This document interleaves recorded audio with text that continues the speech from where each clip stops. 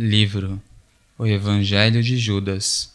Autor Venerável Mestre Lakshmi. Editora Gnosis Brasil. Prefácio. Querido leitor, este livro que tens em teu poder, escrito pelo Venerável Mestre Lakshmi, é uma obra grandiosa, já que vem a desvelar princípios e fundamentos da doutrina crística. Considero de vital importância destacar alguns pontos básicos, a saber, primeiro que tudo, a propriedade que tem o autor para plasmar fatos antiquíssimos, cenas e passagens do drama cósmico, e é de admirar a fluidez, claridade e segurança com que se desprende essa sabedoria de seu verbo. O Evangelho de Judas faz ênfase no despertar da consciência, para conhecer a sagacidade com que o ego nos envolve. Esta nova mensagem do Venerável Mestre Lakshmi chega à humanidade indicando a urgência da morte psicológica, dando pautas para desmascarar o inimigo oculto. Nesta mensagem, vemos como se relaciona o ensinamento que foi dado pelo Cristo com o ensinamento que foi dado pelo Venerável Mestre Samael Aun Weor. É lógico, com o ensinamento deste mestre, como fiel intérprete e fiel discípulo do Cristo e do Avatara de Aquário. Permitam-me, Deus e vocês, fazer um público reconhecimento do labor que está realizando pelo Venerável Mestre Lakshmi em nível de comunidades, em nível nacional e internacional, em seu afã de ver o povo de Deus escalando rumo à conquista do ser, porque assim como se fez presente desde o amanhecer como um dos 3 princípios que deram origem à criação, também estará presente no ocaso desta raça, lutando por resgatar aquelas almas que clamam e têm sede de Deus. Ana Judith Gasca. Apresentação. Hoje, 14 de maio de 1995, dispusemos-nos a escrever este livro com o propósito de ajudar o povo gnóstico no difícil caminho que temos que percorrer. Apresentamos este novo livro para todos os inquietos investigadores, homens e mulheres que de verdade querem arrancar da mente, da psique, todas as raízes que restem dos sistemas, que até hoje vieram nos arrastando por um caminho escabroso, no qual deixamos uma consciência que tínhamos como herança de uma idade de ouro que tivemos em nossa atual raça. Com o passar dos anos, dos séculos, fomos perdendo uma batalha contra as forças tenebrosas que se apoderaram da mente humana e levaram o homem a formar sistemas de vida condicionados por forças desconhecidas, conseguindo assim enfrentar o homem com o homem, fazendo-lhe perder o amor e a consciência, convertendo-lhe em um instrumento de praticamente toda a classe de aberrações e pecados, com a crença de que depois da morte lograria a glória. Este livro que tens em tuas mãos te indica e te ensina a morrer em teus defeitos e em ti mesmo, para que logres a tua própria redenção. O autor. O Evangelho de Judas. Capítulo 1. Estando Jesus reunido com seus discípulos, perguntou-lhe Santiago: Mestre, o que devemos fazer para compreender melhor tua mensagem? O Mestre disse: Ao redor do Sol há muitos planetas, e cada um deles ocupa seu lugar e sua distância entre eles e o Sol e entre os demais planetas. Assim vós devereis ocupar vosso lugar e distância ao redor do sol, procurando não estar demasiado perto, nem demasiado longe. E entre vós, meus discípulos, isso deve ser em equilíbrio, permitindo assim, como os planetas, que cada um receba unicamente a luz que necessite para sua própria sobrevivência, fazendo concordância na luz que vem do Sol e na luz que vem do Pai. Neste momento, Judas interrompe e lhe diz: Mestre, sabemos que tu és o enviado do Pai, mas a nós, quem nos enviou? O Mestre responde: Meu Pai enviou a mim para ensinar a vós. Meu Pai vos enviou para que me escutem. A parábola de quem dá e de quem recebe é semelhante a uma semente que cai na terra, nasce, cresce e frutifica, e seu fruto é dado a quem semeou a semente. Assim como eu faço a vontade de meu Pai, vós também devereis fazer a vontade de meu Pai, porque com vós somos um. De Judas: Entendido, mestre, mas se eu faço o que tu me ensinas, já é tudo? O mestre responde: O que eu te ensino é para que tu o vivas, e assim possas chegar, como eu cheguei, a fazer a vontade de meu Pai. Judas, mostrando um pouco de impaciência, volta e replica: Eu estou fazendo o que tu me ensinas. Indica isto que já sou um contigo? O mestre responde: Nós somos um, como meu Pai é um comigo, mas tu ainda não podes fazer o que eu faço, porque o Sol ilumina todos os seus planetas, mas os planetas, nem mesmo todos reunidos, poderiam dar nenhuma 10ª parte da luz para o Sol. Por isso é necessário que vós os convertais em vosso próprio Sol, em vossa própria luz, e assim, iluminando-se e iluminando a outros, corresponderíamos com a nossa obra a meu Pai que me enviou. Porque sabei vós que as trevas não são mais que as partes que não estão integradas nem com a vontade, nem com a luz de quem me enviou. As trevas estão em quem tem parte com elas. Por isso, há que dar à terra o que é da terra, às águas o que é das águas, ao ar o que é do ar, e ao fogo o que é do fogo, e à luz o que é da luz. Assim vós compreendereis que nem sequer estas carnes que temos, estes ossos que temos, este sangue que temos, esta mente que temos nos pertence. Só nos pertence, por herança de meu Pai, a luz que vos dou com minha palavra. Por isso disse: A terra e os céus passarão, mas minha palavra não passará. Porque meu Pai me deu a palavra para que ela leve a luz, que a vós vos falta, e possais ser um comigo, e eu serei um com meu Pai. Capítulo 2. Continuando, o Mestre diz a seus discípulos: Que credes que vós devemos fazer para que o mundo nos compreenda? Cada um dele emitiu seu critério. Judas replicou: Eu creio que o mundo, pouco a pouco, entenderá qual é nosso propósito. O Mestre disse: Judas, tu o disseste, mas diz-me, qual é nosso propósito?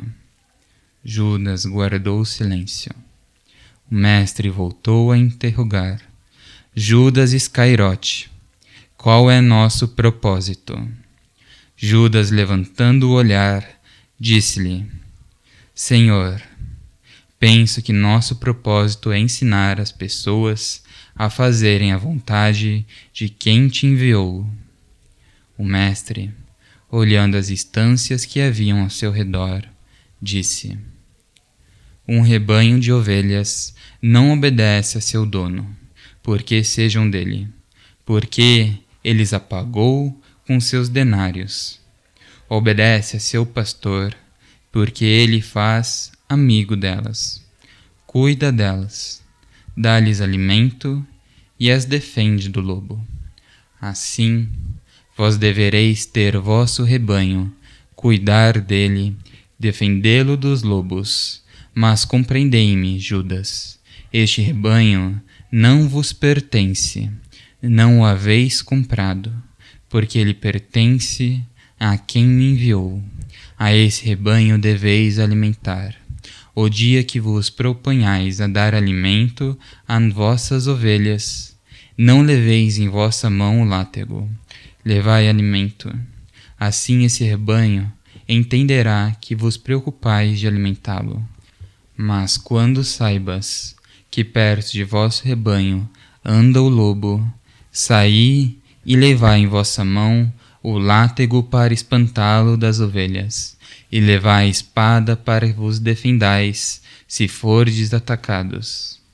Replica Judas e diz: compreendi, mas todo o mundo não está nesse rebanho. O mestre responde: em uma selva nascem muitas árvores da mesma espécie. Umas crescem e sobressaem as outras. Outras escassamente nascem, mas entre todas compõem uma selva.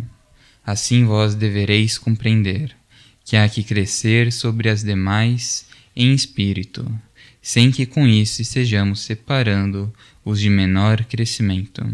Só faz a vontade de meu Pai aquele que cresceu e não se deixa dar sombra aos demais. Diz Judas: entendido, mas como sei se cresci o necessário para fazer a vontade de meu Pai? O mestre replica: a luz é identificada por apagar as sombras. As sombras são identificadas opacando a luz.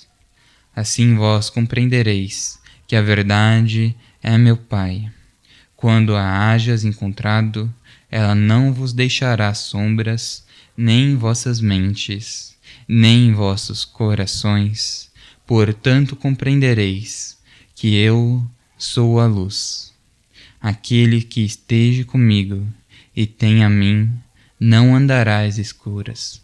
E assim haverá compreendido que na selva é a árvore que não recebe sombra das demais. Recordai que o vento sopra e move as ramas e as folhas das árvores e só desprende as que estejam maduras ou secas. Assim essa árvore fica limpa. Assim vós compreendereis que o vento deve levar de vós todo o inútil, o que não serve, para que sejais purificados de todas as imundícies que recolheis da terra. Capítulo 3. Estando o mestre com seus discípulos em pé, frente ao lago Nagafek, disse: os peixes nadam com suma perfeição, mas não podem voar, tampouco caminhar. Aproxima-se Judas e lhe diz: o que queres dizer com isso? O mestre respondeu: filhos meus, o homem é o rei, portanto deveis aprender a caminhar. Judas lhe diz: mas nós sabemos caminhar. O mestre responde: vós caminhais, porque eu vos ensinei, porque eu sou o caminho. Ninguém chega ao Pai, senão por mim. Também vós devereis aprender a nadar como os peixes. Judas diz: é muito difícil fazê-lo. O mestre volta e observa o lago e diz: o lago está tranquilo, só o vento o salpica, quando sopra. A vida é um lago que deve permanecer tranquilo. Se o vento salpica, periga o nadador. Por isso é que tu vês muito difícil nadar com os peixes. Ainda que o lado seja salpicado pelo vento, o peixe, em seu interior, está tranquilo. Nesse momento, o mestre olha os ares e via as aves voarem e disse: com que perfeição voam as aves, assim vós também devereis aprender a voar como elas. Judas o interpela e diz: tu estás nos falando de coisas que para nós são demasiado difíceis. O mestre lhe diz: Judas, tu aprenderás estas coisas para que quando eu for ao meu Pai, tu hajas feito e as ensine a quem creia em mim. Digo-te que o homem deve voar como as aves, porque o homem é espírito, e o reino do espírito não está na terra.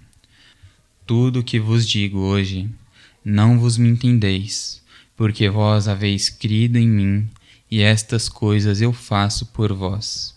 Mas quando eu for ao meu Pai iluminará vosso entendimento, para que vós façais pela humanidade o que eu tenho feito por vós, e assim se cumprirão as Escrituras e a palavra de que, quem estiver comigo e escutar minha palavra, também estará com aquele que me enviou e receberá sua luz.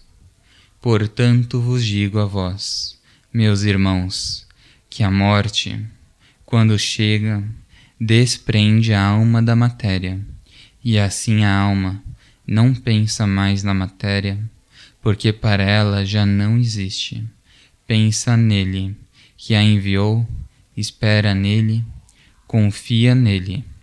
Portanto vós, que haveis crido em mim, e escutais minha palavra, devereis despojar-vos do que não vos corresponde, para que em espírito vos eleveis ao seio de meu Pai. Replica Judas: do que temos aqui o que não nos corresponde? O mestre responde: já vos disse que nem vossos ossos, nem vossas carnes, nem vossos pais, nem vossos filhos, nem o que haveis aprendido de vossos antepassados vos serve nem vos corresponde. Só a palavra que abriu as portas de vosso espírito e vos levou a beber da fonte da sabedoria, será que vos conduzirá pelo desconhecido, aquilo que nem vossa mente, nem vosso eu conhecem, porque eles não poderão chegar onde vós, como espírito, havereis de chegar. Capítulo 4. Estando o mestre com seus discípulos na casa de Marta, disse-lhes: vou ensinar-vos a viver como o ar, como a terra, como as águas e como o fogo. Aproxima-se Judas e lhe diz: Mestre, não será conveniente que estas coisas se façam em outro lugar? O mestre lhe diz: Judas, nós somos um só. Hoje fazemos estas coisas aqui. Tu, mais tarde, falarás em outro lugar secreto, para que não sejam profanadas, porque o que ganhamos com dar de comer a um porco em um coxo novo? Suja a comida e suja o coxo. Para vós, a palavra é alimento. Portanto vos digo, aprendei de mim, para que ensineis textual como vos ensino. Dirigiu-se a todos e disse: vós vedes a terra quieta, mas ela gira ao redor da vida, que é o Sol. Nós estamos aqui quietos como a terra, mas espiritualmente não estamos quietos. Estamos girando ao redor da vida. Portanto, nestes momentos, somos a terra que dá alimento à vida, que é o Espírito.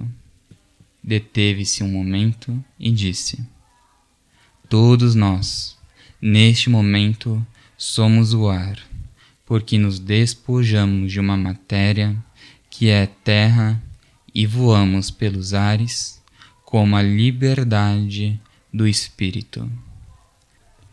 Guardou um pouco de silêncio e disse: todos nós, neste momento, somos a água, porque nos convertemos na fonte eterna do Espírito. Dela bebemos para nutrir o corpo e acalmar a sede da alma.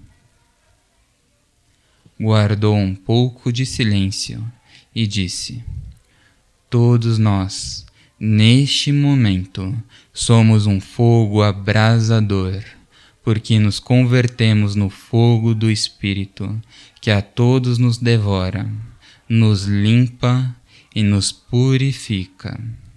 Assim, queridos irmãos, nossos corpos e nosso espírito se integram para nos preparar para a ressurreição. Diz-lhe Judas: Mestre, nós sabemos que tudo o que fazes é para que nós também o façamos. Mas quando podemos fazer? O Mestre lhe diz: todo vós sois uno comigo, e estas coisas podeis fazer, mas hoje não as fazeis, porque estou convosco.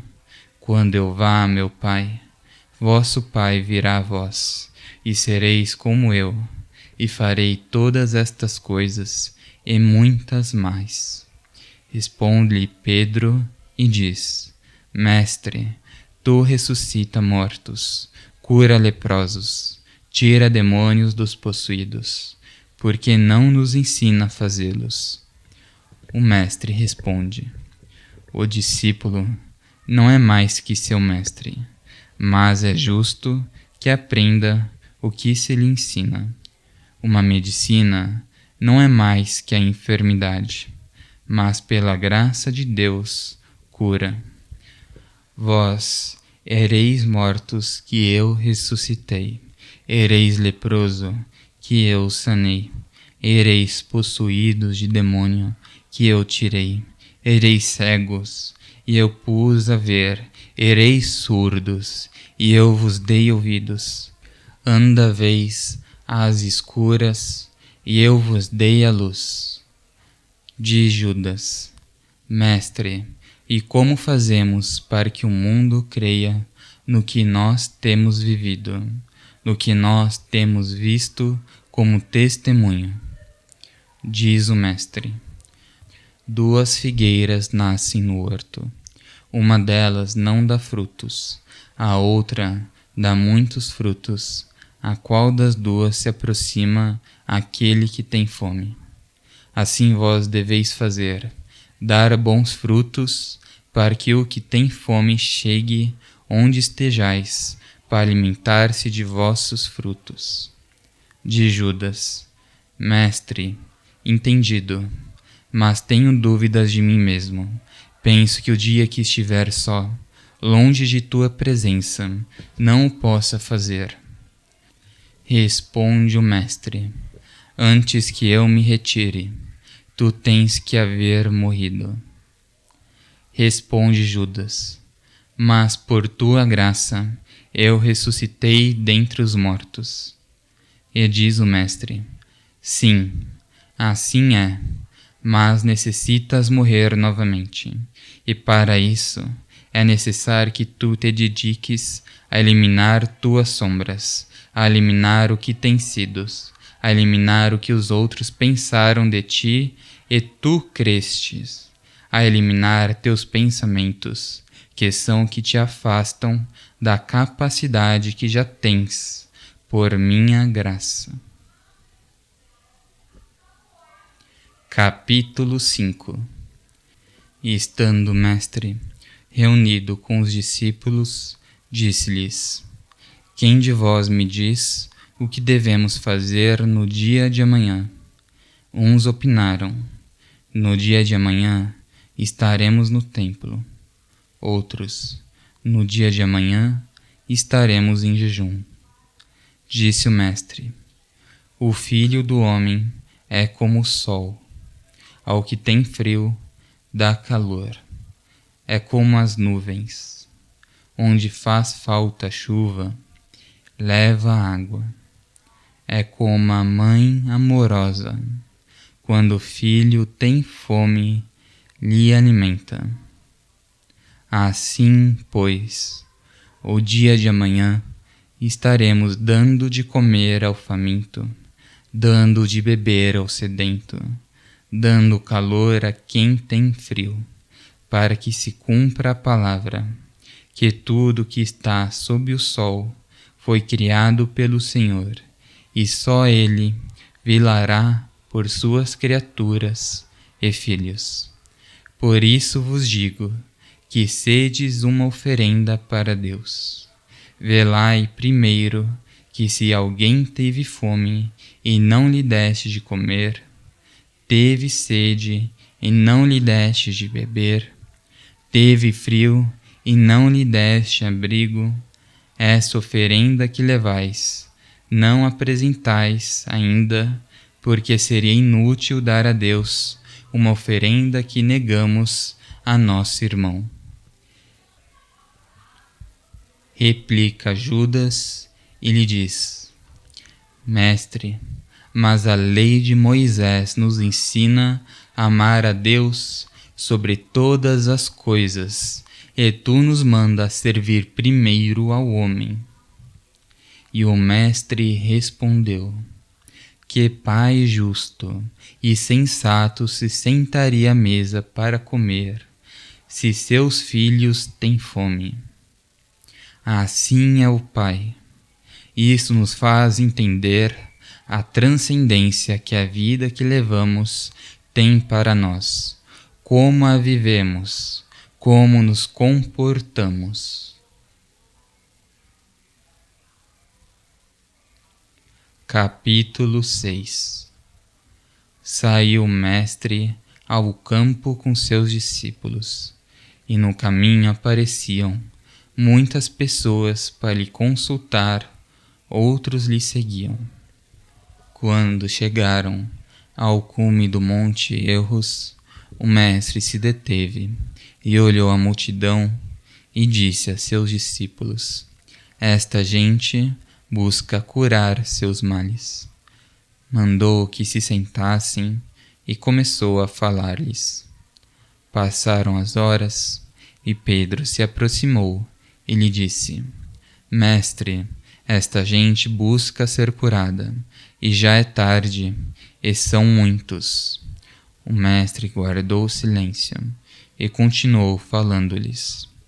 Pedro se aproximou de Judas e lhe disse: O mestre disse que estas pessoas necessitam ser curadas. É tarde e são muitas. Judas se aproximou do mestre e lhe disse: Mestre, se faz tarde e os enfermos são muitos.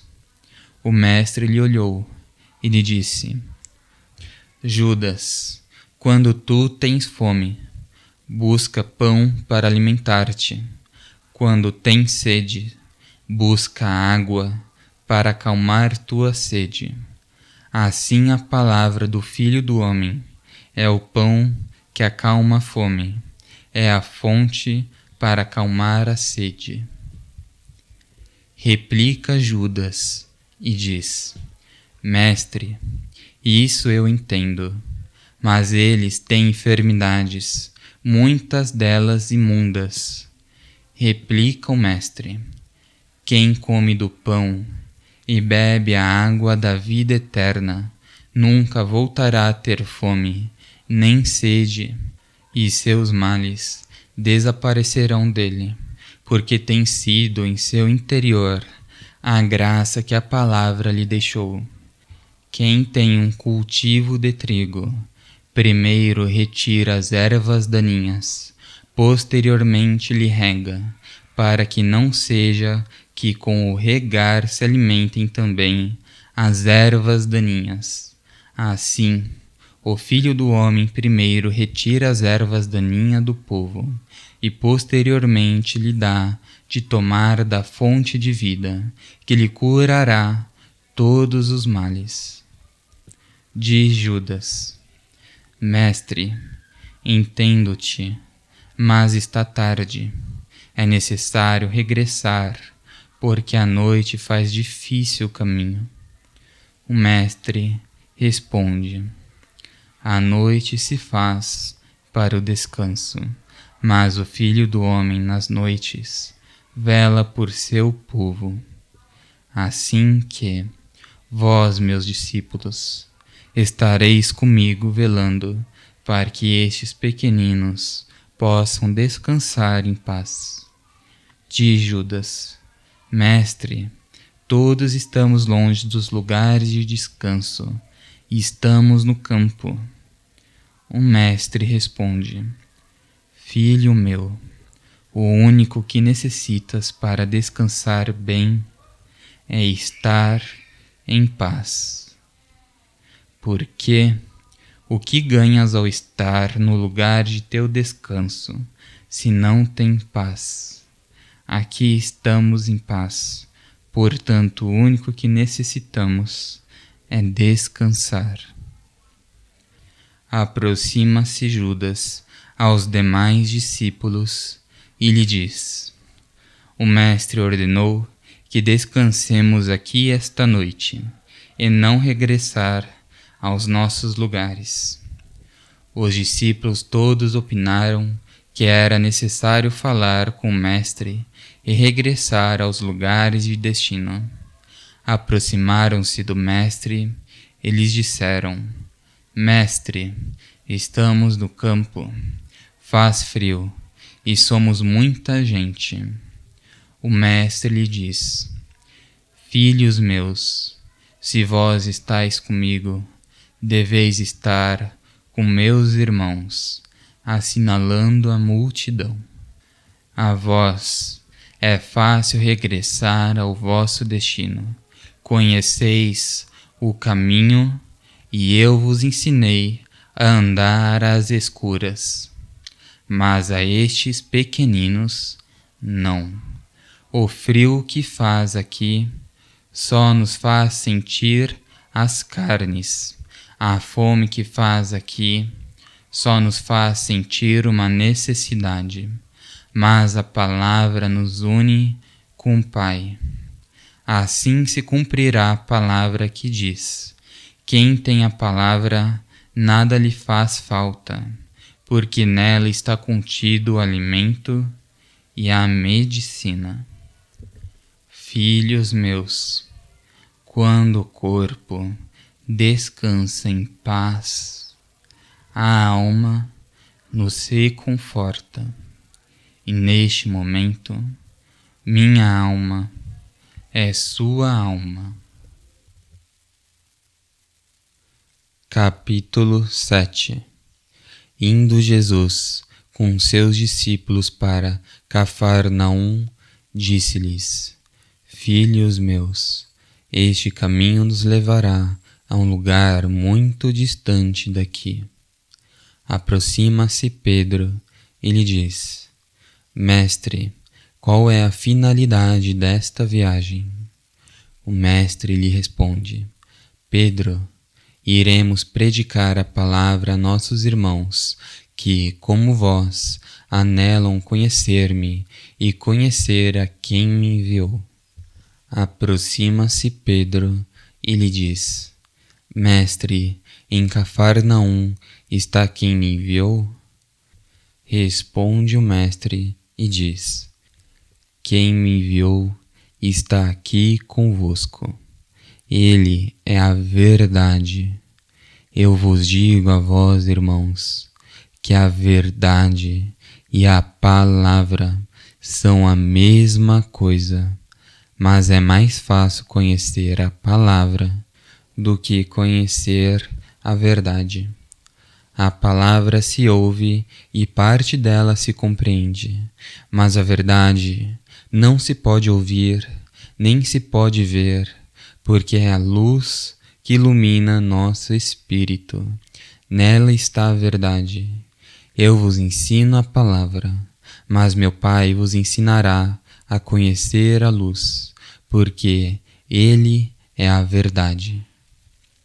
Diz Judas: Mestre, todos nós te acompanhamos aonde vás a predicar e aprendemos teus ensinamentos, mas não seria melhor que as pessoas viessem a nós e não nós irmos às pessoas? Responde Jesus: As aves de rapina e as raposas dormem em suas covas e guaridas, e só saem dali quando têm fome para buscar o que comer. Assim é o homem, sai ao campo e às cidades para buscar o pão para saciar sua fome, porque seu corpo necessita, mas não busca o Filho do Homem que lhe dará de comer o pão da sabedoria. Os homens têm fome do que o mundo brinda, mas vós têm fome do que meu Pai vos dá, sabedoria e amor. Portanto, devemos ir aonde eles estão, para dar-lhes do vosso alimento.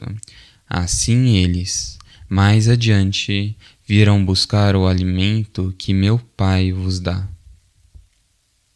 Diz Judas: Mestre, há cidades mais próximas aonde podemos ir predicar a palavra. O mestre lhe responde: Judas, meu filho, com 1 denário podes comprar 100 pães. Um pão abastece a um de vós, 100 pães abastecem a 100 de vós. Assim, pois, devemos buscar onde se possam abastecer mais almas que necessitem de minha palavra, porque elas, cada uma, dará 1 denário, e 100 serão 100 denários, que alimentarão a necessidade de 100 mais, e assim minha palavra será ouvida por 100 que me escutam, e 100 que não me escutam, cumprindo-se assim a Escritura que diz: 2 mulheres estão moendo, uma será tomada e outra será deixada. Diz-lhe Judas: Mestre, todo aquele que escute tua palavra será redimido? Replica o mestre: Minha palavra é vida. O que a escute e a faça será um comigo. O que a escute e não a faça será como aquele que empreende um caminho pelo deserto e, como no momento de sair não tem sede, não leva água para beber no caminho. Onde lhe dê sede, sentirá morrer e nem sequer terá forças para regressar ao ponto de partida. Por isto vos digo, filhos meus, que devereis beber todos os dias da fonte da juventude e da sabedoria, para que nunca, ainda que andeis pelo deserto, volteis a ter sede. A Palavra. Capítulo 8. Estando Jesus com uma multidão, entre a qual estavam seus discípulos, ele predicava sua mensagem, e dizia que o Filho do Homem era semelhante ao ar, que só deixava de ativar a vida em uma pessoa quando suas funções vitais cessavam nesse organismo, que assim era sua missão. Aproximou-se Judas e lhe disse: Mestre, sabemos que muitos desses nos atacam e atacam a ti, rechaçam-nos e rechaçam tua doutrina.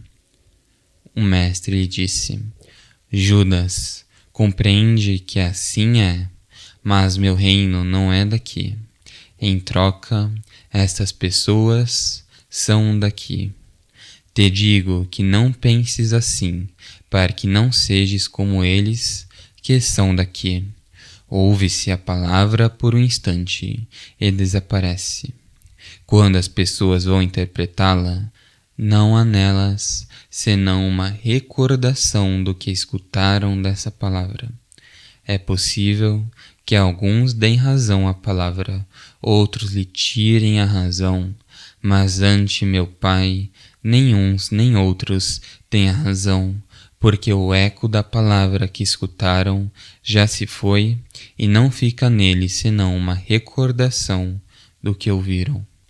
Portanto vos digo, filhos meus, que estejais atentos, com o olho vigilante, para que, quando escuteis a palavra que vem de mim, tenhais as portas de vosso entendimento abertas, e não me rechaceis, como estes outros.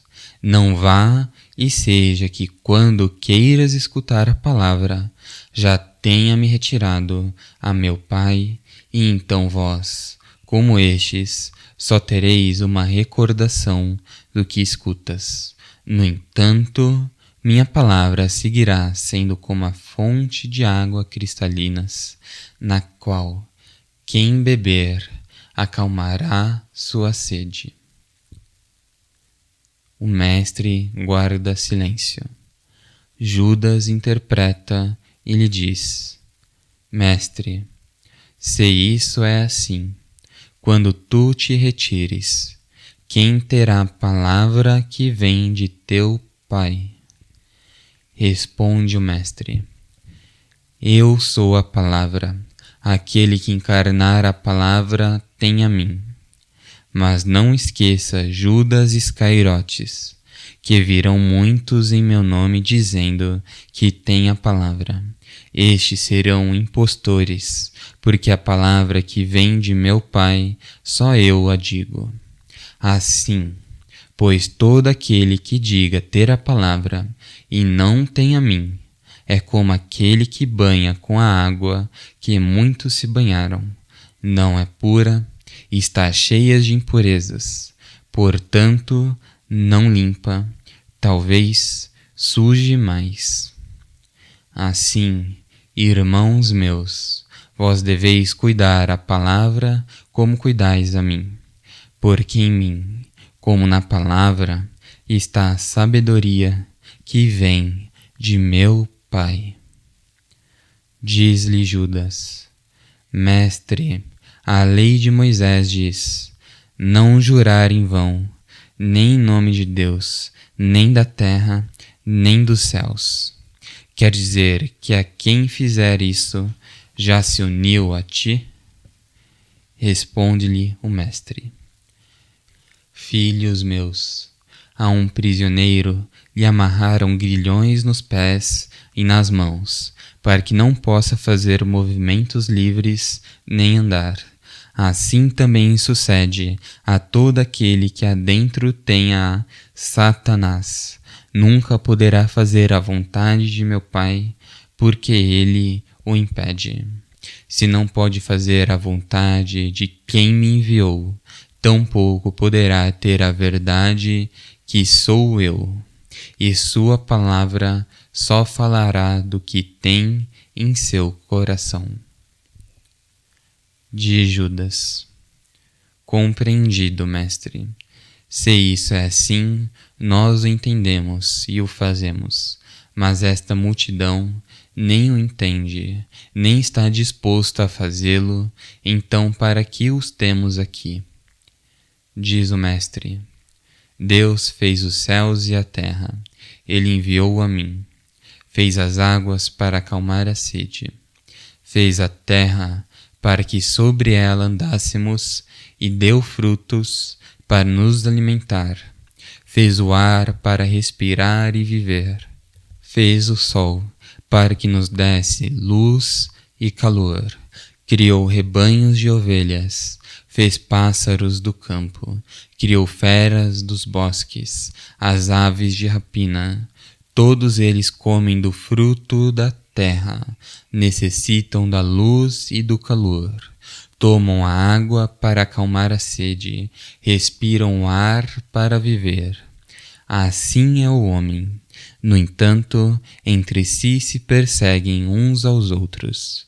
Eu vim ao mundo para dar de comer ao faminto com o pão da sabedoria, para dar de beber ao sedento das águas puras, para mostrar a luz e dar calor ao desnudo, e para que respire o hálito, porque sou a vida.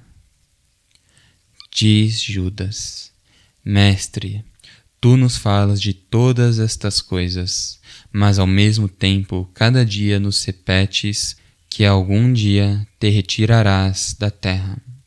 Mas se tu és a verdade, o caminho e a vida, depois de ires, que verdade nos deixas?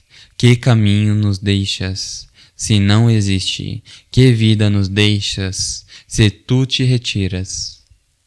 Responde o mestre e diz: Judas, meu coração se comove ao escutar tuas palavras. Por tuas perguntas compreendo que és pequenino. Mas digo-te, depois que eu me vá, sobre vós chegará o Espírito da verdade, que vos corresponde a cada um, e ele vos ensinará e vos fará viver tudo quanto vos ensinei. E assim se cumprirá as Escrituras que dizem que devemos permanecer alertas, porque o Espírito de Deus em qualquer momento chega. Só necessitamos estar preparados. Capítulo 9.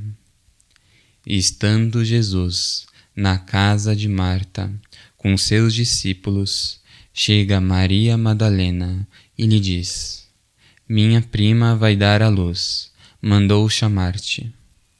O mestre se levanta e sai. Aproxima-se Judas e lhe diz: Mestre, será de tanta necessidade a tua ida? E o ensinamento que nos estás dando, quando vais nos dar? Responde o mestre: Judas, a vida e a morte são uma mesma coisa. Só se diferenciam em que quem tem vida eterna nunca morre, e quem não a tem se vai e não regressa. De Judas: Mestre, o que tem que ver isto com o parto de Sara? O mestre diz: Judas, o parto é uma coisa, mas a vida que nasce é outra. Eu sou a vida, e estou onde está a vida. Eu sou a palavra, e vós devereis estar onde estiver a palavra.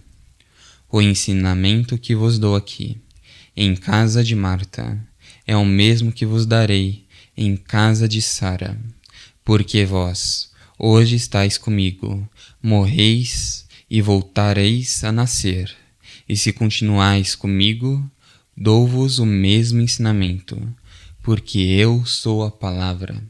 E recorda, Judas, os céus e a terra passarão, mas minha palavra não passará. Chegando onde Sara dava luz, deteve-se e disse aos discípulos: Vós devereis aprender a respeitar a vida, porque sois a vida, como eu. Aquele que é digno e morre, meu Pai o recebe no céu, e vós, de que vos preocupais?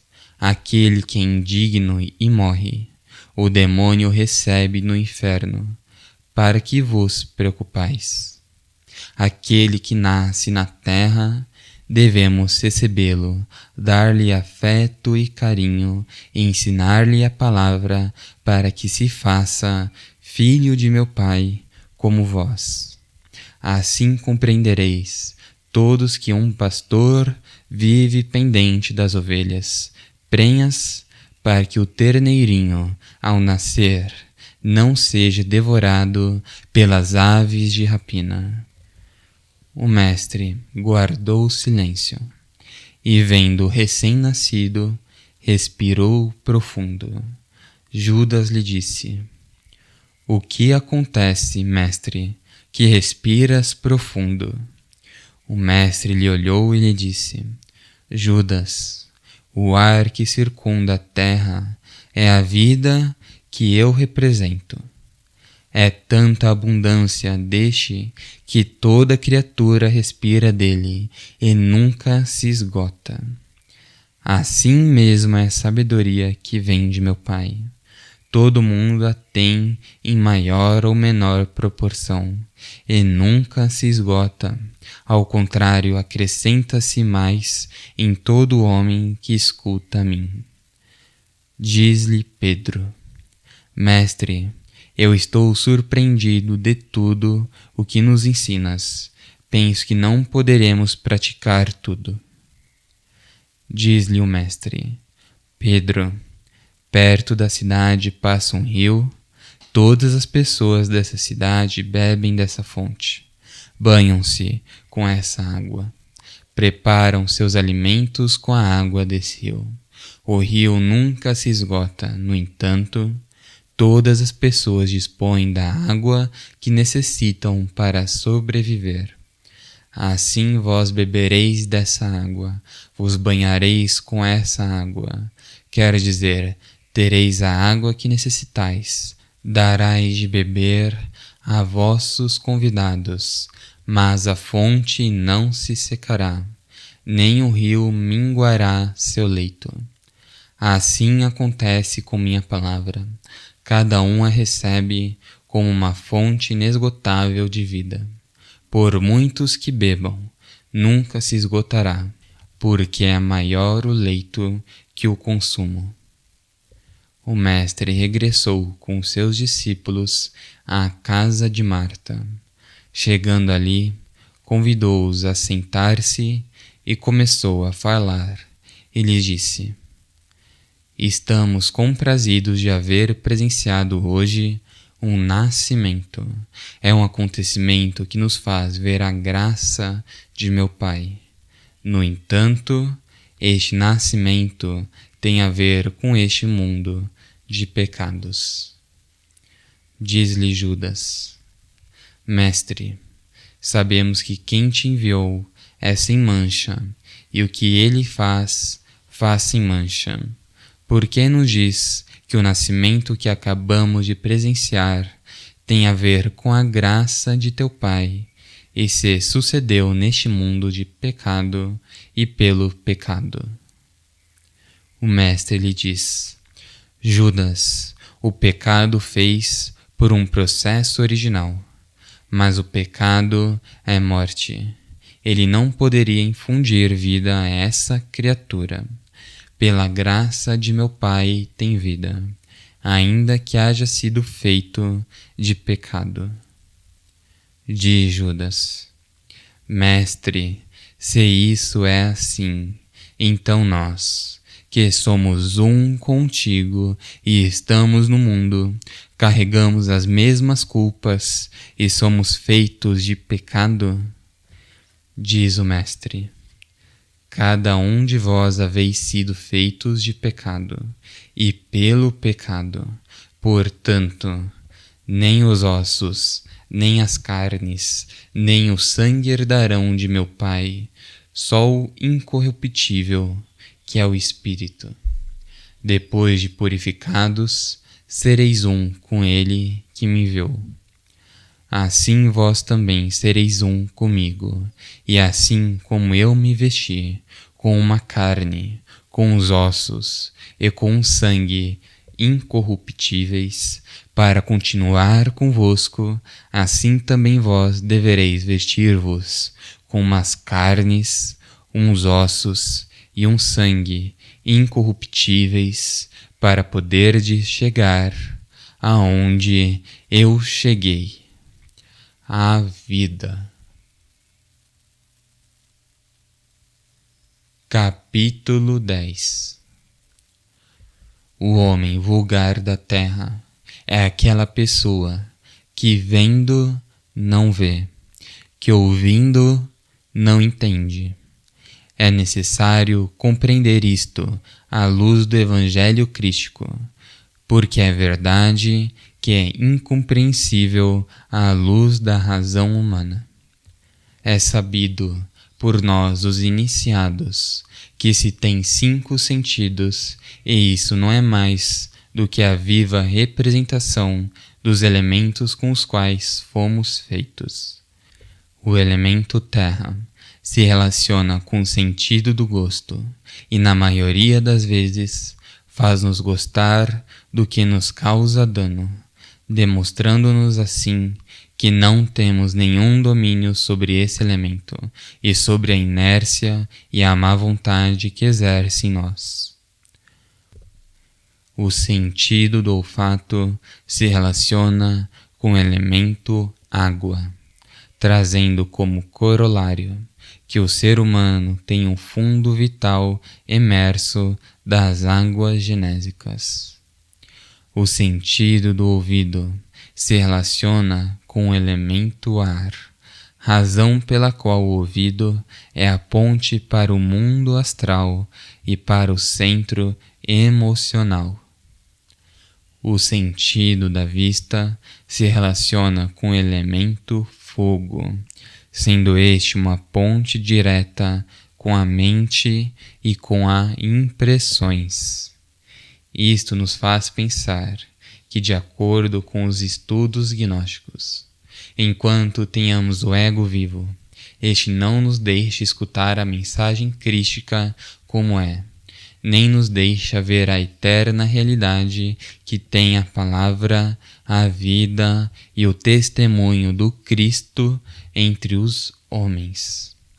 Esse homem vulgar da terra escuta com agrado e vê com agrado tudo que agrada seu querido ego, e é mais que impossível lhe fazer entender, porque os secretários que tem no sentido do ouvido, no sentido da vista e em sua mente são elementos infradimensionais, infra-humanos, que em nenhum momento estariam dispostos a deixar que a consciência apanhe o significado do ensinamento. Daqui podemos deduzir que, para entregarmos a mensagem crística, devemos buscar a forma mais adequada de chegar à consciência das pessoas sem censurar as hipóteses, teorias ou dogmas de seus importunos secretários. O homem vulgar da terra é uma sombra que se move por impulsos instintivos e brutais que disputam entre si, cada um para conseguir o que lhes interessa. O homem vulgar da terra, quase em sua totalidade, são casos perdidos, justamente porque o obscurantismo da consciência não lhes permite capturar o profundo significado da luz e da palavra. Podemos dizer que esses tipos de pessoas estão invadidos por uma força luciférica, terrivelmente maligna, e predomina neles o Judas traidor, o Judas que vende o Cristo por 30 moedas, o Judas que vende o Cristo com um beijo, o Judas que dá a conhecer à irritada multidão o ego, onde está o Cristo, que movimentos faz para que o prendam, para que o capturem, ficando assim demonstrado que, se não houvesse uma inteligência superior disseminada em todo o drama, não se poderia realizar a grande obra. Capítulo 11. O homem que ama é aquele que, depois de haver compreendido a palavra, busca se emancipar, aspira a luz, ainda que não a tenha, porque a viu, a conheceu. Este homem deve se lançar ao seu trabalho, sem importar que seja despojado do que tem, mesmo de sua vida. Este homem, se há algum obstáculo que lhe impede de realizar sua obra, deve conhecê-lo a fundo, estudá-lo, compreendê-lo, com firme resolução de eliminá-lo de seu caminho. Deve compreender, no mais mínimo de todos os movimentos que o ego produz e que o fazem reagir ante o drama da vida, como, por exemplo, uma palavra inoportuna, um pensamento intrusivo que apareça, um olhar, uma recompensa e etc. Estas mostras não são mais que as vivas representações de eus diabos que torturam nosso Cristo íntimo. Portanto, querido irmão, não penses em morrer para melhorar. Simplesmente morra. Porque se tu dizes, eu vou matar o ego para melhorar, para ser uma pessoa melhor, dá-te conta que são projeções de egos que querem ser santos.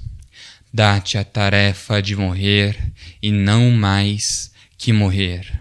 Uma pessoa, quando morre, a tega traga. O iniciado, quando morre, a serpente da sabedoria devora. Não faças projetos, não faças programas em tua mente para a morte. Simplesmente dá-te conta, como já dissemos, que um pensamento não é mais que a reação dos eus, que uma emoção desordenada não é mais que um conjunto de eus produzindo reações nesses 5 cilindros da máquina humana, que correspondem aos 5 elementos da natureza e aos 5 sentidos físicos. Esses eus diabos estão matando Cristo aqui na terra, e tu, querido irmão, que amas, não deves permitir nem um dia mais, nem uma hora mais, nem um minuto mais, que se postergue a morte do eu. Uma pessoa morta é um cadáver no qual cessaram suas funções vitais. Um eu morto é um cascarão que se deve ser convertido em poeira cósmica para que ingresse aos inframundos onde não lhe há regresso. Uma pessoa morta, psicologicamente, é um candidato para se elevar às esferas mais sublimes da sabedoria. Recorda, aqui não viemos para agradar a ninguém. Viemos morrer para cristalizar dentro de nós o Cristo. Toda tolerância com eu é uma traição e uma injúria para com Cristo, uma desobediência para com o Pai e uma falta de amor para com a Mãe. Cada dia que passa e não trabalhamos sobre o ego é uma eternidade que se apodera de nossa mente, de nossa psique, levando-nos a ser vencidos neste drama cósmico de nossa própria redenção. Capítulo 12. O homem que mora em silêncio nos chama à reflexão, que o que temos é uma expressão humana e, portanto, uma existência real interna. Esse homem que mora em silêncio não poderia estar crescendo espiritualmente se não tivesse na terra o homem que ama. O homem que ama deve trabalhar intensamente, desintegrando, como já dissemos, todo elemento, obstáculo ou impedimento que encontre em seu caminho, que lhe impeça o encontro ordenado com o homem que mora em silêncio. Este homem que mora em silêncio não é outra coisa que o homem consciência, quer dizer, nosso Cristo. O homem que ama nada poderia fazer sem o homem que mora em silêncio, e o homem que mora em silêncio nada poderia fazer sem o homem que ama. O homem do silêncio nos dá 3 coisas fundamentais em nosso caminho. Primeiro, compreensão sobre o trabalho que estamos realizando. Segundo, amor para a obra que estamos realizando. Terceiro, a luz para iluminar o caminho. O homem que ama realiza, em compensação com isto, 3 trabalhos fundamentais para a integração com o homem que mora em silêncio. Compreende e desintegra eus. Conhece e compreende todo o drama da vida. Recebe o amor e o compartilha com a humanidade, permitindo assim que o homem interno que mora em silêncio viva o drama através de nós. O iniciado não deve nunca comparar a grandeza da obra que está realizando com nenhuma empresa, avanço tecnológico, falsos cientificismos, porque isto equivaleria a pensar que podem haver outras coisas que tenham a mesma importância para o homem que encarnar o ser.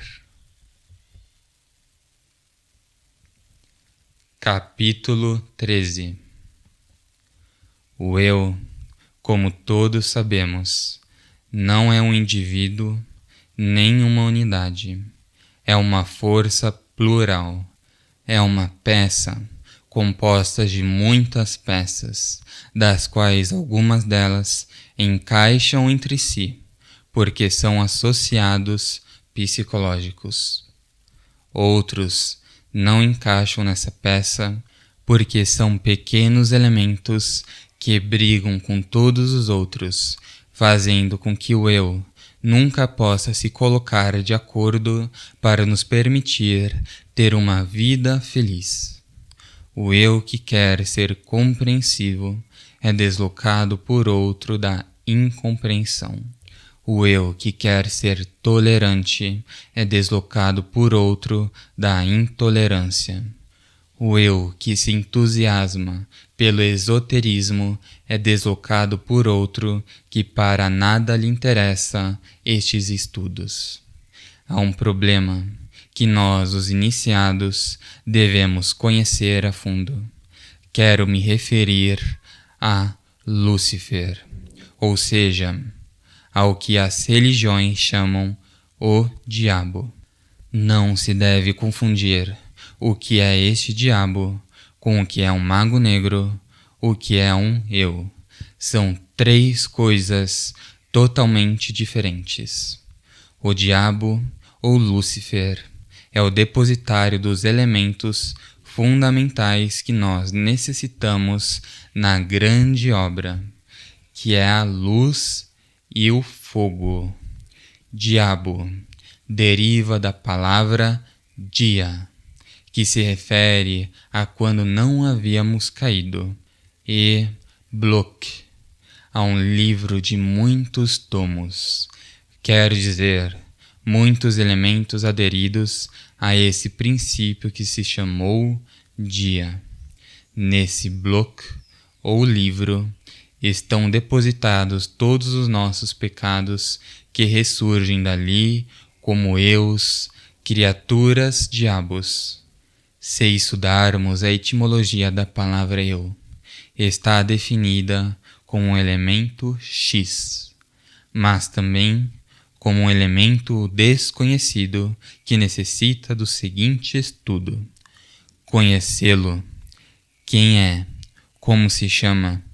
O que faz? Com quem anda? Quem são seus amigos? quem são seus inimigos. Quer dizer, quais são seus elementos psíquicos afins, com quais elementos se repele.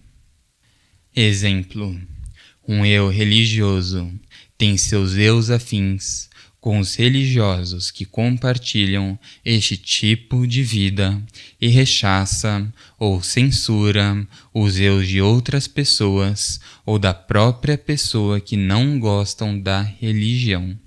Assim encontramos estas associações de diabos em todo o compêndio psicológico da humanidade.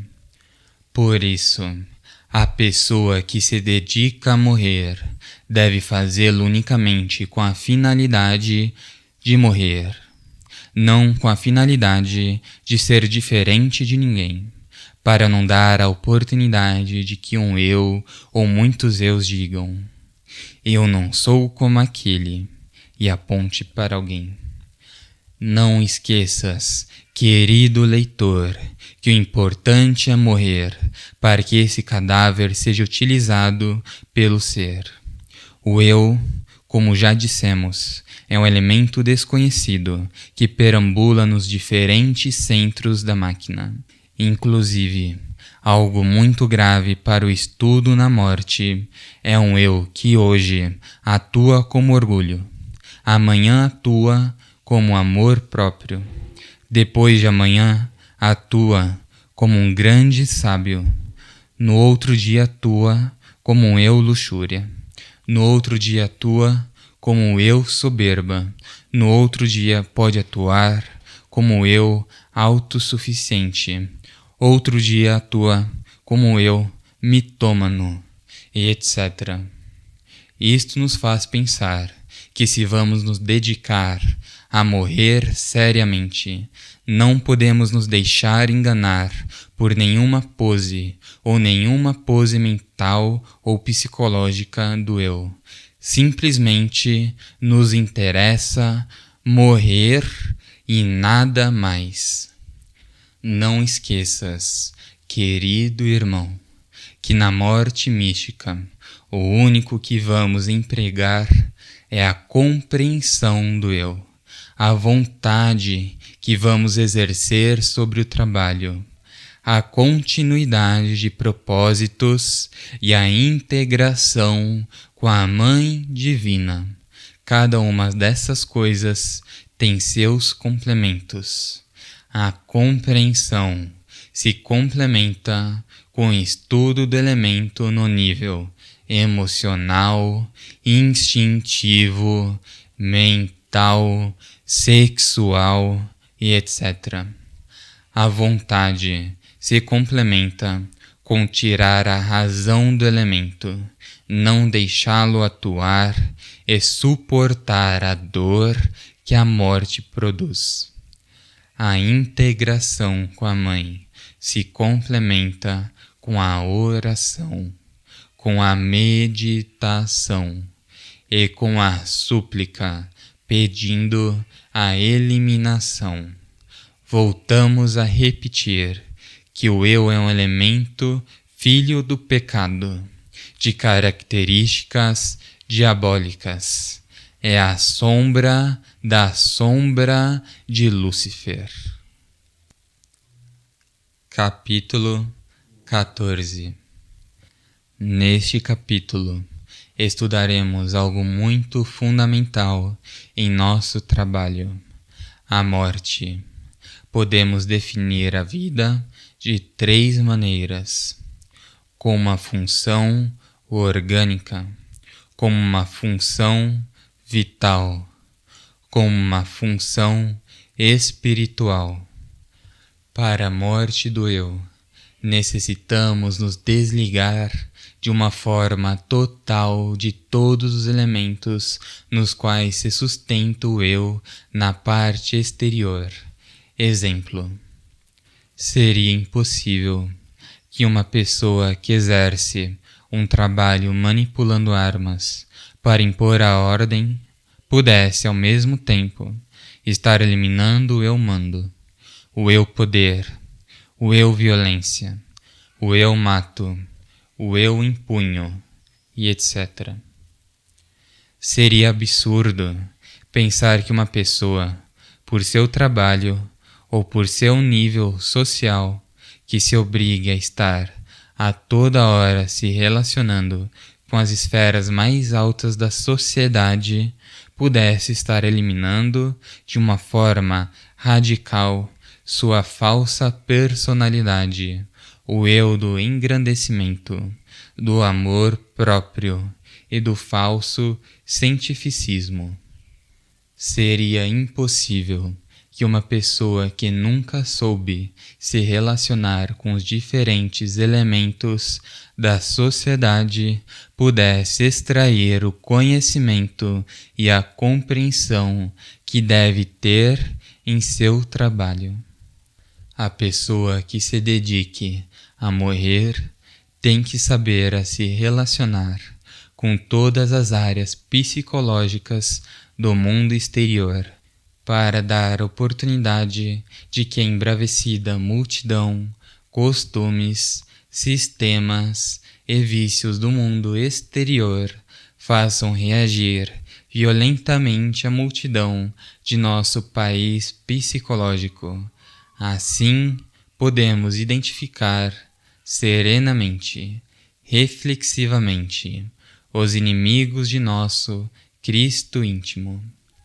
Nós devemos aprender a olhar as convulsões do mundo com o mesmo olhar sereno, profundo e objetivo de nossa própria consciência, já que ela não está condicionada pelos eus da mente nem da psique. Quem olha o mundo com os olhos físicos termina dando a razão a Judas, Pilatos e Caifás. Quem olha o mundo, os sistemas, costumes, com a consciência, termina extraindo todos os valores daquilo que serve e descartando o que não serve. O iniciado, para poder morrer em si mesmo, deve aprender a ver com a mesma serenidade os amigos do Cristo e os inimigos do Cristo. Assim poderá ter um critério próprio do que se deve fazer, onde fazer e em que momento fazer. Há um eu conhecido, estudado e compreendido.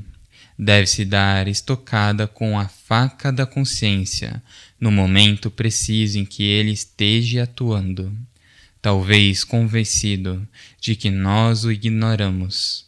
Na morte do eu, não temos que dizer, estou morrendo. Simplesmente morre e isso é tudo. Entrega-se o eu cadáver à Divina Mãe para sua total desintegração e nunca se deve recordar um eu morto, porque cada eu tem sua assinatura astral, que é a personalidade que ele formou por nossa própria culpa, já que o criamos, alimentamos e aceitamos, e o pior de tudo, defendemos por tantos séculos. Morte é morte, e ressurreição é ressurreição. Recordemos, morrer é morrer, mas temos que aprender a viver a vida depois da morte. Não esqueças, querido leitor, que o eu, o mim mesmo, vive por 3 razões básicas. Porque nos lhe damos a razão, porque nós os alimentamos, porque não tomamos a resolução de eliminá-lo. Em todo evento da vida, o eu, o mim mesmo, faz-se presente em maior ou menor proporção. Se nós estamos dispostos a morrer, vamos fazer da seguinte forma: não demos a razão ao eu, ainda que ele reclame que a tem. Não lhe deixamos nos roubar energia com uma impressão mal transformada, e sintamos em nós mesmos que o elemento que está reagindo em nós é um delinquente que não estamos mais dispostos a ter. Não esqueças, querido irmãos, dor e reflexão é o passo a seguir. Dor ao elemento morrer e reflexão para continuar o caminho. A vida do iniciado sério e responsável é a vida contemplativa, reflexiva, profunda. Recorda que se tu triunfas nos eventos da vida, este homem amoroso se fusionará inevitavelmente com o homem que está em silêncio. O eu é uma sombra que não nos deixa ver o caminho. Devemos lhe projetar compreensão, luz e vontade, e assim esse elemento será desprendido da razão, será impedido de tomar alimento e será decapitado para que a Mãe amorosa o destrua nos diferentes níveis da mente. Capítulo 15. O mundo está constituído por um conjunto de leis e de sistemas que tem muito a ver com a vida que cada um de nós tem levado ou levamos. Essas leis geralmente foram criadas pelo homem com a finalidade de ter um controle sobre o homem. Os sistemas também foram criados pelo homem com a finalidade de induzir o ser humano através da evolução e do desenvolvimento da civilização. Estas coisas nasceram fazem muitos séculos, a razão pela qual o nosso eu tem seus ancestrais em épocas passadas. O eu é tempo, o eu é experiência, estas razões mais do que suficiente para que nós compreendamos que o tempo deve ser reduzido ao momento em que estamos. Assim conseguiremos que o eu não possa exercer em nós as experiências que tem adquirido no tempo e se vê obrigado a se manifestar de momento em momento, desprovido da experiência que adquiriu minutos, horas, dias, anos e séculos atrás. Espero, querido leitor, que compreendas que é isso que quando pegamos o eu em determinado evento, desprovido da premeditação projetada no tempo, esse tal eu é vulnerável, porque ele atua pelo instinto que tem, pela experiência que tem e dentro de uma correlação de tempo. Se nós aprendemos a escapar do tempo e viver o momento, obrigamos o eu a atuar sem a planificação prévia que ele tem pelos elementos que já citamos. Quer dizer, se um determinado irmão se propõe a reclamar para alguém de alguma coisa que considera justa e não faz disto uma planificação, simplesmente atua por consciência, fala o justo. Se fizer uma planificação do que vai fazer, o eu se prepara com muitos argumentos, forma uma disputa, ficando o irmão impossibilitado de compreendê-lo e, portanto, de eliminá-lo. Quando se atua sem um programa mental ou psicológico, temos 100% de possibilidade de que seja o coração que atue com o nível de consciência que temos. Viver o momento para falar e para atuar equivale a eliminar o eu-tempo. Quando o iniciado for pela rua, estiver em uma festa ou em qualquer evento de multidões, torne-se reflexivo, viva o momento, observe as pessoas e não permita que sua mente ou suas emoções deem ou tirem a razão da forma como cada pessoa atua. Recorda que quando tu dás a razão a alguém que está sendo maltratado, injuriado, enganado ou perseguido, indiscutivelmente estás tirando a razão de quem está cometendo esse atropelo, indicando com isto que tu perdeste e te converteste em um juiz da vida de determinada pessoa ou pessoas. Esta classe de apreciação que tu faças de qualquer evento da vida é egóica 100%. O ego esgrime sua experiência, seus triunfos ou suas derrotas através de ti, e é apenas normal, querido investigador, que se tu não estás atento e vigilante, vais crer que é tua consciência que não suporta ver esse tipo de injustiça. Isto pode ser estranho para ti. Mas se tu estás morrendo, se está disposto a morrer, não deves te converter em juiz de ninguém, em defensor de ninguém, nem acusador de ninguém. Recorda que teu ser e tua consciência não estão em nenhum extremo, nem conhecem, nem se identificam no caminho com o bem nem com o mal. Simplesmente avançam. O iniciado que olha as coisas do mundo sem compreender que, por melhor que sejam, são do mundo, termina sendo convencido de que o mundo como vai bem. Capítulo 16. Na vida, toda pessoa que se propuser a realizar determinado trabalho, seja de comércio, seja de profissão, de política ou religião, vai se encontrar com muitas pessoas que a apoiarão, que a ovacionarão, vai encontrar muitas pessoas que a rechaçarão, que terão ódio e inveja, e logicamente muitas outras que a ignorarão e que aparentemente nada terão a ver com o citado personagem. O iniciado deve marchar muito atento em seu caminho, aproveitando a força, o afeto e o carinho que seus amigos lhe dão, mas cuidando ao máximo para não frustrá-los, nem a obra que está fazendo por causa de compromissos, nem de reconhecimentos adquiridos. Recorda, querido irmão, que a obra que estás fazendo é a obra de teu Cristo, dirigido por teu Pai. Esta não pode ser interferida por nada nem por ninguém. Cuida-te disto. Dá-te conta de que, em teu caminho, teus amigos e teus inimigos cumprem uma missão.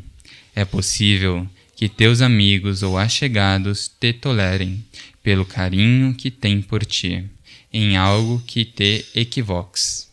Teus inimigos não toleram que te equivoques, porque eles protestam. Isto indica que são duas forças que te servem em teu caminho, mas que nenhuma das duas pode fazer o trabalho por ti. É tu que tens que dirigir todos os eventos de tua vida, para que, em nenhum momento, venhas a atuar impulsionado por uma emoção de triunfo ou de derrota. Quando triunfas, guarda silêncio e fica tranquilo. Quando te sintas derrotado ou vencido pelas torturas da vida, guarda silêncio e observa qual é teu comportamento psicológico, mental ou emocional.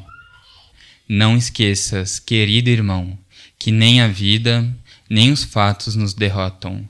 É a pessoa que se derrota ante a vida e os eventos. A vida continua igual, com seu triunfo ou com sua derrota. Só a pessoa é quem pode modificar seus próprios eventos. Recorda que em teu caminho, por incipiente que creias que seja, sempre terás um Caifás que lança a multidão contra ti, um Pilatos que te julga e lava as mãos, e um Judas que te trai, mas vamos ao estudo disto. Se enfrentas esse Caifás, esse Pilatos e esse Judas traidor, como uma pessoa, te matam, te destroem, te acabam. Mas se os enfrentas como instrumento do Cristo, sereno, calmo, resignado, profundo, te perseguem, te julgam e te matam, mas com uma morte que tem uma ressurreição. O triste para o homem não é morrer. O triste e doloroso é morrer sem direito a uma ressurreição.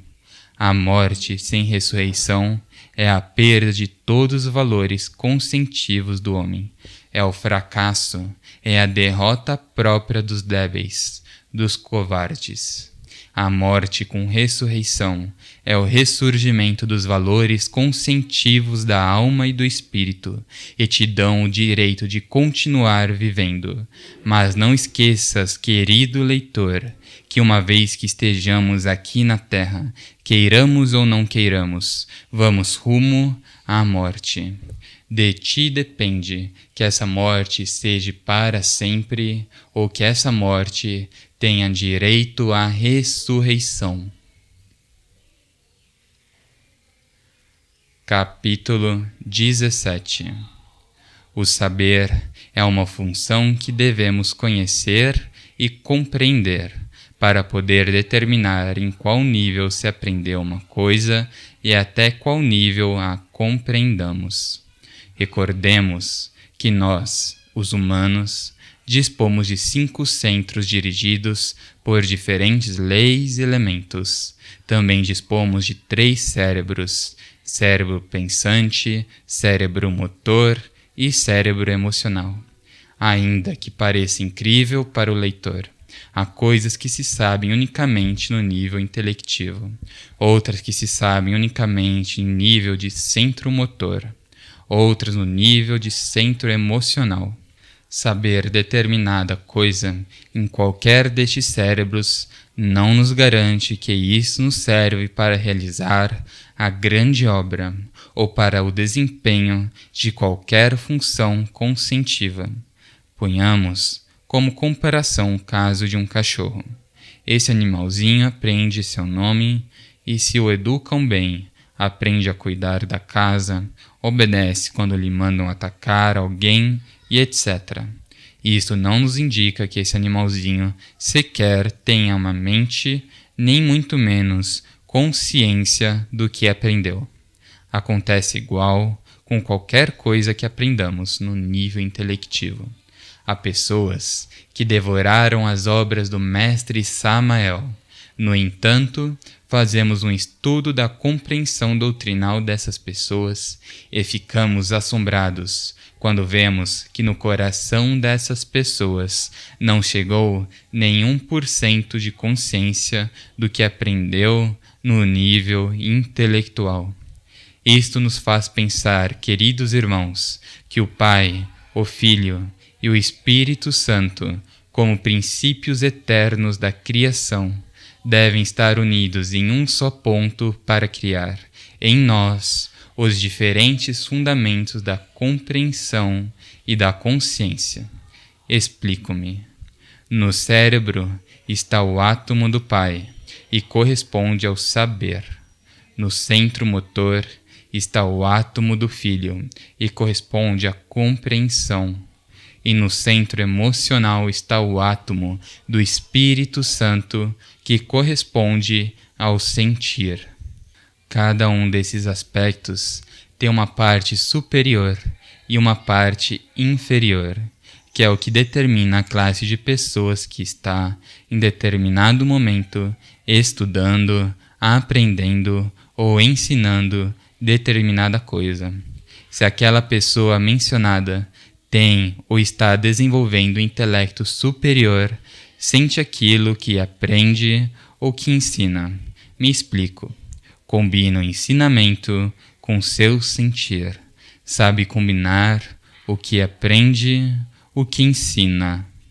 Essa pessoa está desenvolvendo em si mesmo a compreensão criadora. Aquilo que aprende está impregnado dessa compreensão profunda que identifica a doutrina com o ser.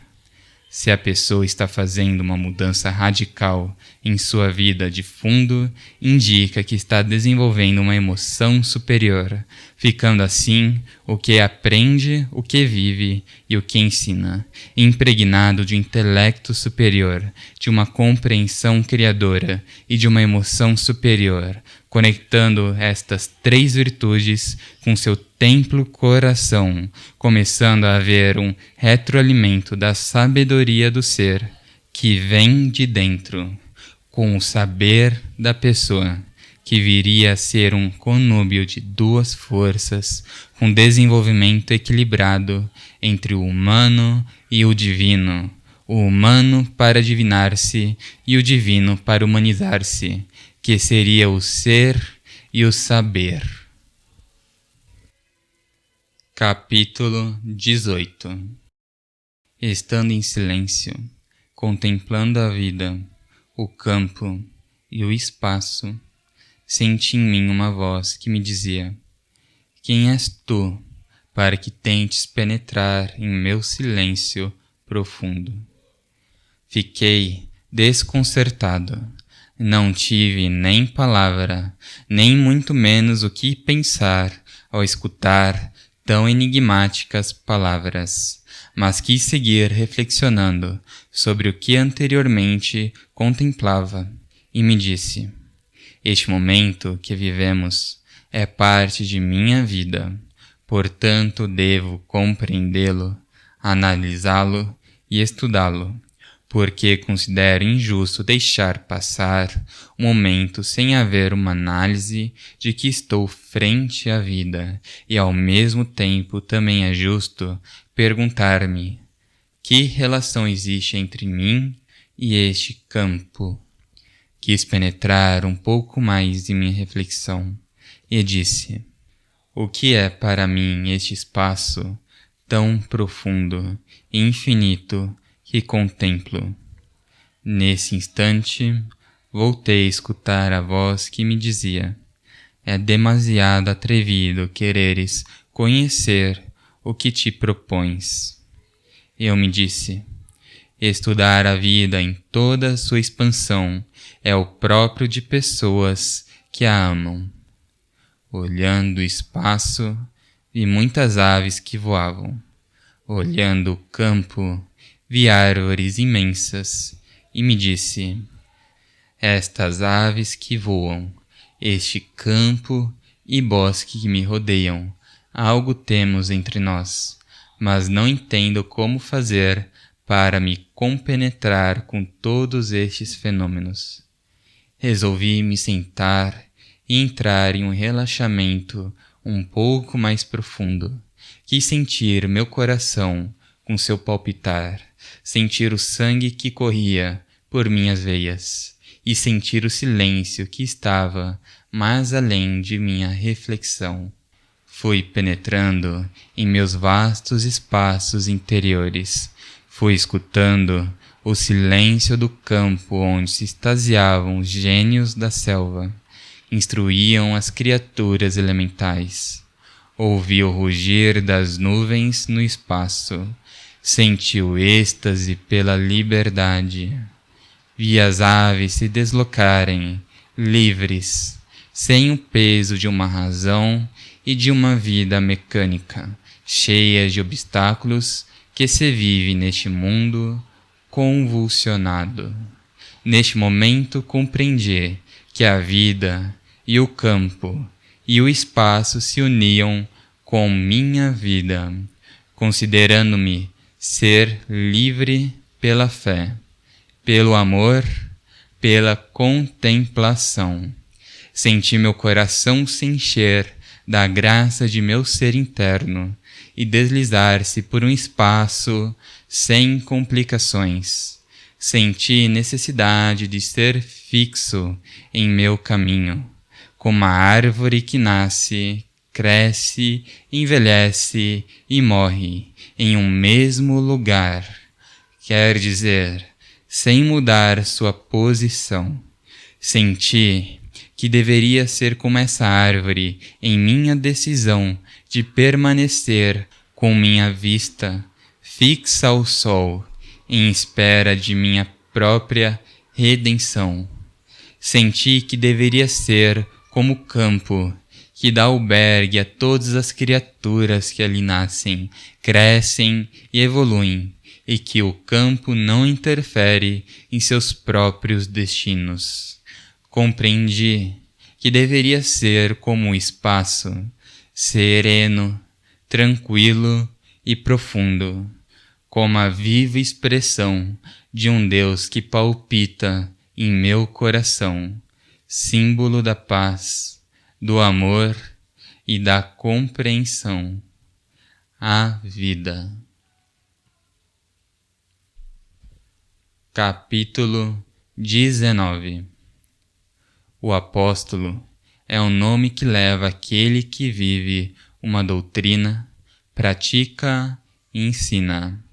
Apóstolo é o princípio etimológico de uma palavra santificante e de uma doutrina que, por sua pureza, transforma a pessoa e as pessoas, dotando-as de conhecimento objetivos de si mesmos, do cosmos e do infinito. Como pessoa, predica a palavra do Redentor e pratica sua doutrina, dando testemunho de uma transformação mental, psicológica e emocional. É aquela pessoa que nega a si mesma para servir ao Cristo. Quem nega a si mesmo é aquele que renuncia ao que foi, ao que é. Quer dizer, compreende que seu mundo, seu corpo e sua mente estão controlados por uma força de um mundo exterior que lhe condiciona a viver de tal forma. Quem nega a si mesmo deve compreender a fundo que aquele que segue dirigindo todos os eventos de sua vida é seu Cristo íntimo, aquele ser que está mais além do bem e do mal, mais além dos afetos. Portanto, as inclinações meramente humanas de nossos sentimentos terrenais devem declinar ante a obra que nosso Cristo começa a realizar, como testemunho de que a obra do Pai está se realizando na pessoa que vive e pratica essa doutrina. O apóstolo aprende para ensinar, ensina para aprender, cuida da vida para viver, dá amor para receber amor, deixa de pensar para sentir, guarda silêncio para ouvir, caminha para descansar, descansa para caminhar, olha para o sol para pedir ajuda, olha para a terra para andar, sente o Cristo para conhecer o Pai. Pede ao Pai que lhe ensine a conhecer o Filho. Encontra sua mãe em seus sentimentos. Encontra o Cristo no amor. Encontra o Pai em sua sabedoria. Vê na humanidade a expressão de Deus. Vê em Deus seu povo. Olha no altar um drama. Acalma sua sede com a transubstanciação, acalma a fome com o pão da sabedoria. Ora para conversar com Deus, medita para estar com Deus. Vê na natureza a sua mãe, vê no espaço a profundidade de Deus. Olhe o silêncio das noites como a reflexão, vê a luz do dia como a oração que fecunda no coração dos homens. Quer dizer, é o homem que ama o nada, busca o nada, porque sabe que Deus é o nada e busca o nada para preenchê-lo, já que é sabido por todos que o mundo das formas é limitado, é finito. Quer dizer, ali não está o todo. Ali nos forjamos como humanos, como homens, buscando algum dia dar o grande salto até o infinito espaço. O apóstolo. Irmão, recorda que és um caminhante que avança sem caminho, porque és tu mesmo quem fazes o caminho. Caminha direito, em linha reta. Em cada passo que des, despoja-te do que te faz peso. Tudo o que vejas em tua passagem, observa-o muito bem, para que o conheças, o compreendas. Recorda que neste caminho não te deve haver regresso. Portanto, não deixes nada esquecido. Procura pagar a cada quem o que lhe deves, para que não te busquem em teu caminho para te cobrar. Leva só o que necessitas, o que te sobra, presenteia os necessitados. Não digas a ninguém que teu caminho é sem regresso, porque talvez os que te amam muito não queiram que os deixes. Tratarão de fechar tua passagem. Dá a todo mundo, em tua passagem, um sorriso, para que eles digam que este viajante vai feliz. Não importa que teu coração vá sangrando. Bebe cada dia da fonte da sabedoria, para que em teu caminho não te dê sede. Nas noites estreladas, trata de descansar em paz. No alvorecer de cada dia, continua tua viagem. Nunca digas, hoje descanso, porque ainda não chegaste ao teu lugar. Em teu caminho, não observes o pecado de ninguém. Olha a virtude de todos. Se alguém se atravessar em teu caminho, dá-lhe a razão e segue. A todo aquele que encontres no sentido contrário, não trates de lhe convencer que regresse, para não perderes teu tempo inutilmente. Dá-lhe de beber da fonte da sabedoria e deixa que siga seu caminho. Observa teus sonhos cuidadosamente, a cada instante, para que compreendas teus erros. Não digas a ninguém que conheces a verdade. Ensina-lhes para que a conheçam. Quando compartilhares com teus seres queridos e com teus allegados, não digas que tu és sábio. Fala da sabedoria dos sábios. Quando fores por um caminho, fazê-lo só. E se alguém for contigo, observa muito o que falas. Observa muito onde pisas. Quando tiveres uma dor, trata de ocultá-la, para que todos que te vejam não saibam que tu sofres. Quando todos falam, escuta. Nunca censures. Aprende.